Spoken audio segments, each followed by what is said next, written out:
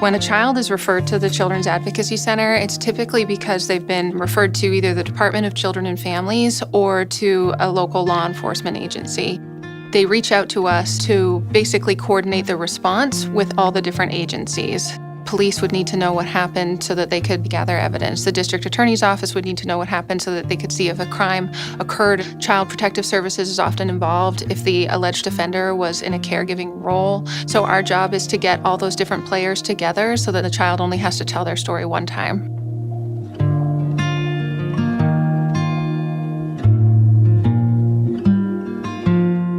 When the children come into the Children's Advocacy Center, I speak to the families and the children, and I do examinations on the kids. My job is to check them out and give them reassurance that they're okay. Families will ask me questions, especially the children, about their bodies.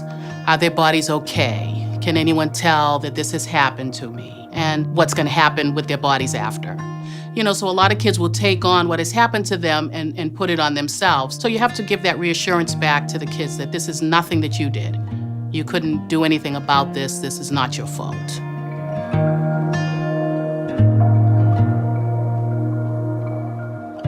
We're co-located here with Boston Police. We work with the Crimes Against Children unit and the Internet Crimes Against Children, so we're able to develop really good, strong relationships with them and be able to kind of communicate and connect with them and learn about different ways in which we can kind of work together and collaborate. Our most important job is to try and make sure that that child is coming in here and feeling really comfortable. In the interview rooms, there's a camera that's recording the child speaking about what's happened, but then there's also a mirror which doubles as a window, and there's a whole team of people that are sitting behind that window listening to the child's story. And the interviewer will wear an earpiece or some sort of listening device that allows them to funnel questions in.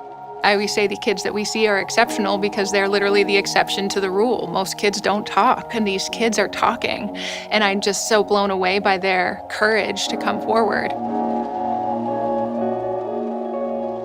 As a family advocate here at the CAC, I meet with families after the interviews, and I try to talk to them about their experience. I explain to them how what happened to their children has impacted their lives and how they can support their children. CFTSI is the Child and Family Traumatic Stress Intervention. It's 5 to 8 sessions. It's an intervention that is looking to enhance communication between the caregiver and the child after a traumatic experience. And what we're looking to do is prevent a full blown out of PTSD. It's not that we want to erase the memories, because the memories are going to be there, but we want them to be able to find a new normal after what happened to them. I love the fact that we have services here at the CAC in Spanish. They don't have to struggle trying to find words to make somebody else understand this awful, painful thing that they're going through. So SEEN is our Support to End Exploitation Now program that provides a coordinated response for child trafficking victims. We were one of the first communities in the country to really see this issue as child sexual abuse and to name it that, and to really treat kids as victims, not as juvenile delinquents, not as criminals. The SEEN coordinators at the CAC really are facilitators that help build a safety net for kids. And the way that we do that is through building very strong relationships with the different partners who could be involved in a case, by making sure people are connected, by sharing information very quickly. Once we have all the information or facts about a case, that helps us to move forward.